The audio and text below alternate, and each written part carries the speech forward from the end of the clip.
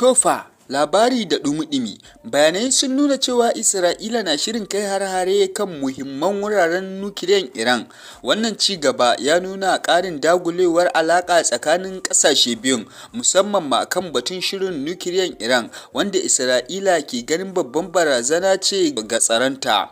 Haka zalika, ƙasar Turkiyya da Iran sun haɗa kai don ƙulla alaƙar kasuwanci na zunzurutun kuɗi har dala biliyan 30. Kasance a tashar mu ta kunnen kanawa da misalin karfe 8 daidai agogon Najeriya domin jin cikakkun labaran duniya. Kunnen kanawa, ƙara da ɗaya ka sha labari.